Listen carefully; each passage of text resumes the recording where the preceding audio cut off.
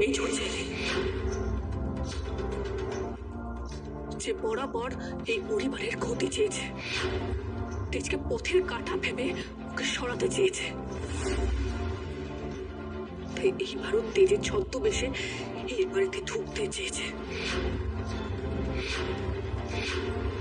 ওর পরিবার, ওর পরিচয়, ব্যবসা, সম্পত্তি সবকিছু তেজের কাছ থেকে কেড়ে নিতে চেয়েছে, কিন্তু একটা ও বড় ভুল করে ফেলেছে। ও সুধাময়ীকে বোকা ভেবেছে। ও ভেবেছে সুধাময়ী নিজের তেজকে চিনতে পারবে না। সার্থক তো সেই কবে মরে গেছে, আর একটু হুবহু তেজ। সেটা অনেক বড় গল্প শ্বশুর মশাই। তার খোলসা করতে গেলে দুজন সাক্ষীকে তো রাখতেই হবে। আশুতোষ বাবু, করছি। হ্যাঁ শোভনবাবু, এই দুজনকে নিয়ে আসুন তো।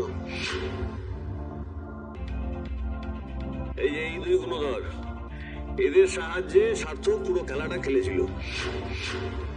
সেদিনকে সার্থককে আমি এনকাউন্টার করতে চেয়েছিলাম, কিন্তু বেঁচে যায়। আর তারপর ওই অবস্থাতেও নিঃশ্বাস চলছিল, পুরো ঠান্ডা মাথা ছিল স্যার। আমি আশুতোষ স্যারকে গিয়ে জানিয়েছিলাম যে সার্থক চ্যাটার্জির পালস পাওয়া যাচ্ছে না। স্যার বললেন যে ওনাকে মর্গে পাঠিয়ে দিতে, আর মর্গে নিয়ে যাওয়ার আগে বডিটা পাল্টে দিই। সার্থক চ্যাটার্জিকে ভর্তি করি এক প্রাইভেট নার্সিং হোমে।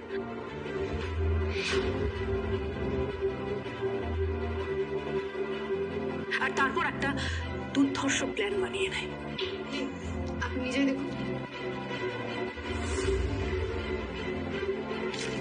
সার্থক দা প্লাস্টিক সার্জারি করে জামাইবাবুর রূপ নেই, যাতে ও এই বাড়িতে জামাইবাবু হয়ে ঢুকতে পারে। মুখটা পাল্টে নিলেও হাইট তো আর পাল্টানো যায় না। তাই জন্য সার্থক চ্যাটার্জি এই বিশেষ জুতোটা পরে, ওই পায়ে চোট লাগার অজুহাতে।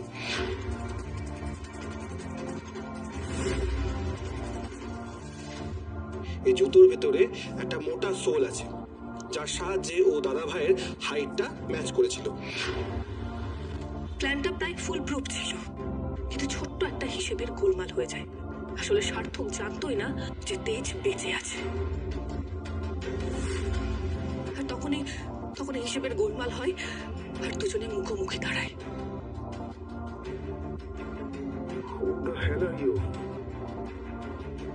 কে আপনি? আর ভাগ্যক্রমে তেজের স্মৃতি হারানোর সুযোগ নিয়ে সার্থক প্রমাণ করে দেয় যে ও এই বাড়ির ছেলে তেজ বসু মল্লিক।